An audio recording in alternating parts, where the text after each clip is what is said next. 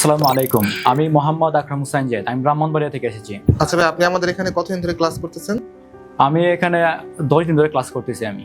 N5 লেভেলের? হ্যাঁ, কি মনে হচ্ছে, জাপানিজটা কি কঠিন নাকি সহজ?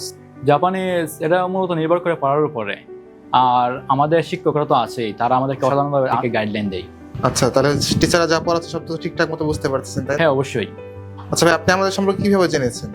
আমি আপনাদের সম্পর্কে বিশেষ করে গুগল জিমেইল থেকে সর্বপ্রথম জেনেছি আমি। তারপর চ্যাট জিপিটি সহ বিভিন্ন ওয়েবসাইটে গাড়াগাড়ি করে আমি জেনেছি আমি।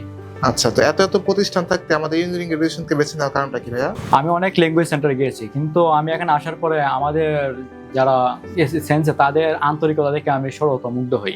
আন্তরিকতা দেখে আমি এখানে ভর্তি হই। যদি কেউ জাপানি ভাষা শিখতে চায় তাহলে কি আপনাকে ইঞ্জিনিয়ারিং গ্রাজুয়েশনকে সাজেস্ট করবেন কিনা? অবশ্যই। তো ভাই, আপনার কোন বিষয়ে যাওয়ার ইচ্ছা? SSW। বিষয়। ওকে ভাই, আপনার জন্য দোয়া রইলো। আপনি সুন্দরভাবে আপনার যে স্বপ্ন নিয়ে এখানে এসেছেন সেই স্বপ্নটা পূরণ করেন।